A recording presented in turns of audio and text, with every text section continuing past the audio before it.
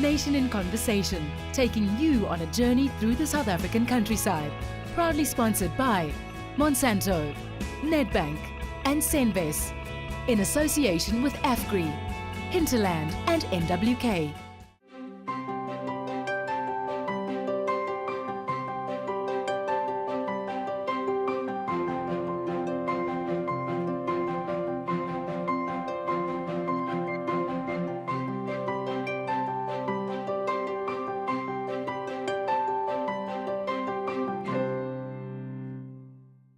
Hello and welcome to Nation in Conversation.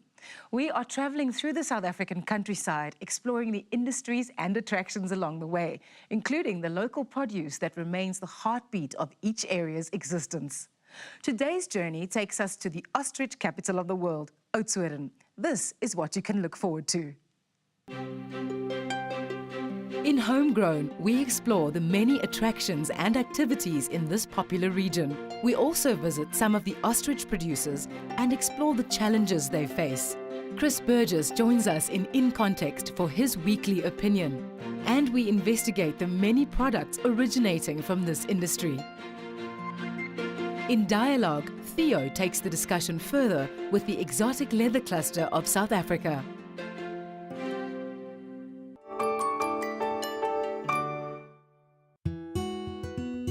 Any visit to the Klein Karoo will be incomplete without a stopover at Oudtshoorn. This unique town offers a variety of interesting experiences. However, the golden thread that fuels its economy and tourism activities is the world-renowned ostrich industry. Add to that art galleries, festivals, contrasting nature excursions, and some of the best food and entertainment in the country, and it's clear why this region offers something for the entire family. Today, however, we will focus on the flourishing ostrich industry and the impact it has on the community. Did you know Oudtshoorn is the ostrich capital of the world? We visited Piet Klein at the Ostrich Business Chamber, and he told us just how important this industry is to tourism in the region. Tourism is very, very important for the economy in Oudtshoorn. And ostrich tourism as such is a huge part of tourism for Oudtshoorn. And I think, you know, if you look at the ostrich show farms, they do very well in Oudtshoorn. They are sort of the first visit of most tourists to Oudtshoorn, especially the international tourists coming to Oudtshoorn. They will definitely visit a show farm. And I think, you know, if you look at the restaurants, for instance, ostrich meat is a very important part of the menu of every restaurant in Oudtshoorn. And I must say we have terrific restaurants in Oudtshoorn. Did you know ostrich meat is classified as red meat? This is very popular among health-conscious consumers thanks to its low cholesterol and fat content. We visited some of the producers in the area to hear what challenges they face today and what it takes to be a successful producer in the ostrich industry. I'm into ostrich farming my whole life. I'm the third generation on this farm, farming ostriches. And I love it. I simply love an ostrich, and for the mere reason that feathers. This is my first and only priority on an ostrich, is to produce feathers. We are, I think, 3 to 5 farmers in this area still having good quality feathers in ostriches, and that's why it will always be for me an attractive farming commodity. I love it. I simply love ostriches. When it comes to the risk of ostriches, there are a lot of risks, and especially the biggest sword hanging over our heads is this avian influenza reality that came upon us a couple of years back. I think we had it for 100 years, but then I think science caught up with us, and they could identify exactly what it was. And because of all these risks, there's a lot of farmers that got out of the business. Therefore, it's not wise to not diversify in your farming operation. And we've tried to diversify as much as we possibly can. It's very difficult in this area because the only stock commodity that really pays off in Oudtshoorn is ostriches, because we are all farming on actually very small farms. And you don't need a lot of land to farm ostriches on, whereas you need a lot of land for cattle and sheep. But here ostriches works well, that's why it's so concentrated in this area. I'm the 5th generation on this farm, so I love the ostrich. I've farmed with them since I've been here in 1986 for 30 years now. After the avian influenza outbreak the previous time, it has forever changed the face of the ostrich industry. You had to be in a market where the consumer wants to know where the bird comes from, in other words, the traceability. He wants to for sure know that the food he's eating is safe. And that's where I think the Ostrich Business Chamber, as well as the department, has gone a long way to secure that. With the leather component, we are in the luxury market, so we are competing there. The Gucci's and the Louis Vuittons, they are giving the trend there. So that's why they're doing the most of the products. And we're in the rand-dollar component. And you know the huge volatility about the rand nowadays. For 1 rand change, the impact is around about 350 rand per unit, per ostrich. So it's huge. For a cash flow system on the farm to predict, it's very difficult. But there's lots of opportunities as well. If you put the crust into a finished product and you do the product yourself, there's still much of opportunities available. You had to think about the farming as a business nowadays. There's a lot of pressure. You are operating in the market, especially if you are thinking about the vertical integration into the market. Then you had to find yourself managers to help you. If you haven't got the qualification or the personality to fulfill a certain aspect of your business, you had to find the person. And nowadays, the biggest challenge is to find that you're not supposed to do everything on your own. Find yourself people that can make your business grow and stick with them. I think for any successful farming operation in South Africa these days, and maybe all over the world, any business operation, is to have a very, very good relationship with the people working for you. And in South Africa specifically, looking at successful farms, you will always see that those people are also have very good relations with their workers. This is of vital importance, and I think you can't go without it. On this farm, we have people that's working for 45, 50 years already. I've got a guy that is so loyal to this operation. He's not working for me, he's working for the farming operation. His son is working for us, his daughter is working for us.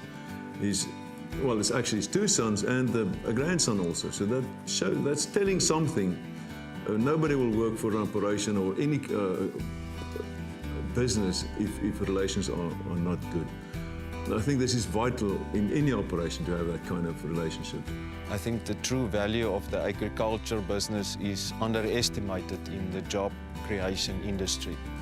Huge jobs can be created if you especially focus on the value chain management. And if you can receive some help from the department, from the state itself, to export lesser of the raw product and to export more of the finished product. I think people should understand the moment that farmers and producers or any farming community, but especially in Oudtshoorn, are under pressure when it comes to the economy. We can't do without a very healthy farming community. That's why it is so important that we do see that the farming community thrive and economically that it is successful.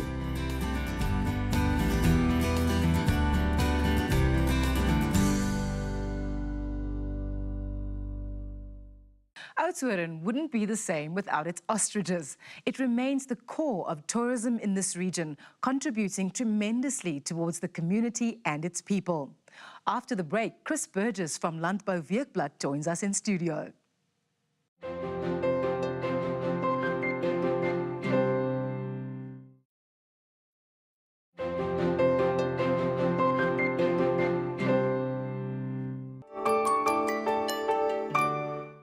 Welcome back to Nation in Conversation. Remember to join the conversation online on Facebook and Twitter. With me is Chris Burgess, Editor-in-Chief of Landbouweekblad. Hi, Chris. Hi, Rosie. How badly was the ostrich industry affected by the bird flu outbreak in 2011? Well, I mean, we almost immediately lost our highly lucrative export market to the EU for fresh ostrich meat. Yeah, well, I mean, that was quite a knock. Our slaughter birds dropped from 230,000 to about 180,000 today. But, you know, the industry really thought laterally, came up with a plan. They came up with this idea of exporting preheated ostrich meat. The problem is it went well, but we did lose a lot of shelf space. So we allowed to export fresh meat again to the EU. But there's a lot of work to be done to rebuild that market. The silver lining, of course, is that our domestic consumption has almost trebled since 2011. So a lot of work's going into building the local market. I don't think many people are aware of the contribution that South African ostriches have made to international fashion. Yes, it's quite an extraordinary product. You know, some of the biggest fashion houses in the world use our leather product, Gucci, Louis Vuitton, make everything from handbags to wallets. And then there's a remarkable market for ostrich leather for cowboy boots in the southern states of the USA. And then, of course, you know, their niche products, the Mexican sports brand Puma, they brought out a range of soccer boots during the 2010 World Cup in South Africa. And then, of course, one mustn't forget the Rio Carnival. You know, without our feathers, for instance, you know, you wouldn't have the Rio Carnival wouldn't be what it is. And then let's not forget the millions of feather dusters in China. What contribution does each product of an ostrich lend to its profitability? So it's changed over the years, and of course, with in 2011, when our meat exports were so badly affected, I mean, that did change the equation a bit. But I think at the moment, 45% meat, 40% leather, and 15% feathers, which has been quite a sizable increase as far as feathers are concerned. Before we continue our discussion with Chris, we visited Klein Karoo International, an ostrich processor and undoubtedly one of the key suppliers of ostrich products in the world. We talked to Charles du Plessis, Managing Director of Klein Karoo International, about the economic impact of the industry and what they are doing to adhere to regulations, as well as to adapt in the current economic climate. Also interesting is the fact that almost no part of the animal goes to waste.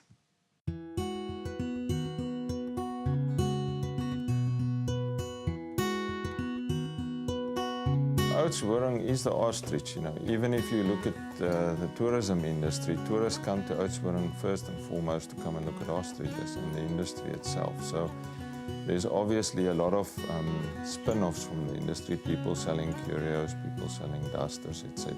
to tourists. So first and foremost, that is where the industry plays a big role. I think clinically, just looking at the ostrich industry per se, Klein Karoo's point of view, it's about R1 billion almost in turnover that we generate that goes mostly back into either people that are employed by KKI or the farming community. From a numbers point of view, we employ about 1,200 people, of which more or less 200 people are seasonal, the rest are fortnightly and permanent. And the effect economically is about 50,000 to 60,000 people that gain from KKI's activities of the ostrich industry. I think one of our major challenges the last few years has been the closure of fresh meat exports to the European Union due to the impact of high pathogenic AI. And that actually forced the industry to look at alternatives. And one of the viable ones that we, let's call it, discovered is to pre-grill the meat, and otherwise the meat is pasteurized. And we had to develop that market from scratch because that doesn't sell in our established retail channels or channels of consumption.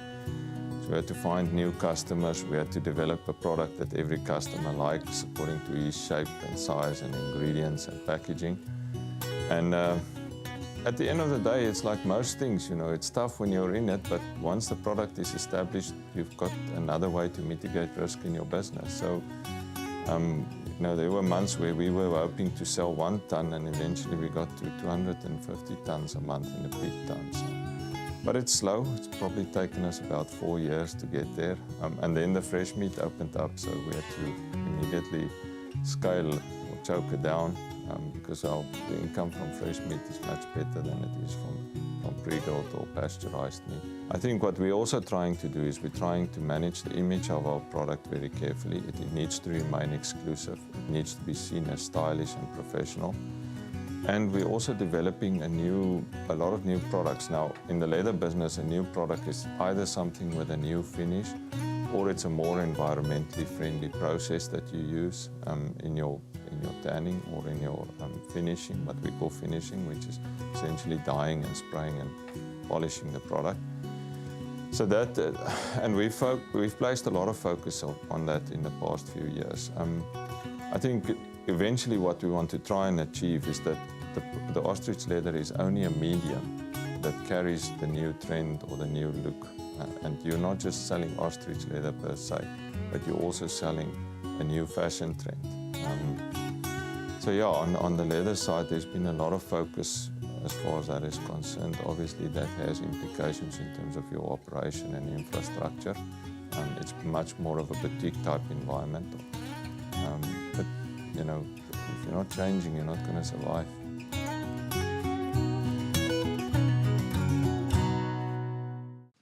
What an interesting industry that contributes significantly to the local economy.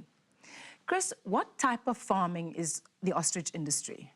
Well, it's absolutely uniquely South African industry. You know, without ostriches, Oudtshoorn wouldn't be there. You know, and it's tough farming. You know, I mean, it's the areas where ostriches are farmed. There's not a lot of water, so farmers have to make do. But I mean, it's tough, innovative farmers. I mean, they've been around for 166 years, you know. And when they lost their export markets for fresh meat to the EU, I mean, it was really innovative to come up with a solution where you could still get your meat out, but you just had to sort of adapt your approach a little bit, you know. And the effort that's gone into the local markets, quite an extraordinary effort. So I mean, really resourceful farmers that make a huge contribution to the economy of the Klein Karoo, and you know, industry South Africans can really be proud of. Thank you, Chris. After the break, Theo is joined by Nobri Booyzen of the Exotic Leather Cluster for an interesting discussion.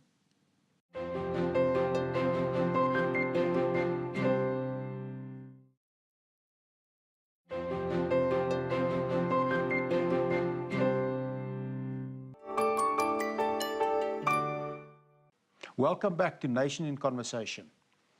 My guest is Nobri Booyzen, Exotic Leather South Africa Project Manager. Nobri, let's start with exotic leather. What is exotic leather? Exotic leather consists out of 2 main parts, which is the crocodile and then your ostrich.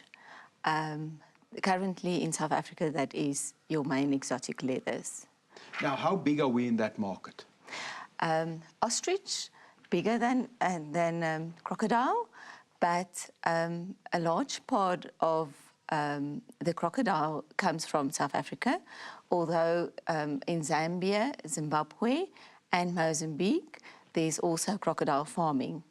Then currently, South Africa is the biggest producer of ostrich leather in the world. Now, Exotic Leather South Africa. What is the main aim of Exotic Leather South Africa? Our main objective is to improve the industry, and by that I mean internationally. So we need to promote the end product. Currently, 80% of exports is raw material, and we like to change that and to improve our end luxury product and to promote that. Why did the DTI get involved in Exotic Leather South Africa? When the discussion started way back in 2005, 2006, they saw the opportunity of this industry to grow. At that stage, the industry was a slow grower.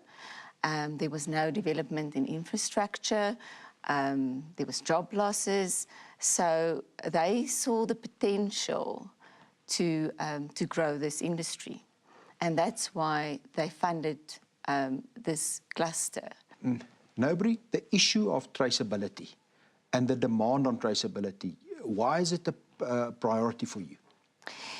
The industry get a lot of pressure from international brands to be traceable in their products. And also the consumer of this luxury good is more educated these days, and they want to know where this leather comes from and if there was sustainable farming involved. How was this animal being slaughtered, the welfare of the animal. So that is the main focus for ALSA, to drive this traceability. Will there be a time when, if I buy a handbag on the Champs-Élysées, a fancy Prada handbag for my wife, will there be a time when I will be able to trace this back to South Africa? Yes, definitely. We're working on a system which will provide the end user or the customer with this detailed information. It's going to be a microchip that's been put into the bag or the leather good, and then you can, with your smartphone, scan through it, and it will take you to the website, the ALSA website, and from there you can trace it back to the origin. We read and from literature that a lot of South African exotic leather is being used in the major trademarks around the world, the primary trademarks, fashion trademarks in the world. Is there not an opportunity for South Africa to create somewhere along the line our own competing trademarks? Definitely, and that is one of Exotic Leather's priorities, to investigate and to develop the market for these end products. Thank you very much, Nobri. That was Nobri Booyzen. She's the project manager at Exotic Leather South Africa. Hopefully, in the not-too-distant future, when you actually go and buy that exotic leather piece, you'll be able to buy a South African product. From me, Theo Vorster, good day. Thank you, Theo. Next week, we take a closer look at the poultry industry in South Africa. Don't miss it. Until then, remember to exercise your right as consumer and join the conversation. It affects us all. Goodbye.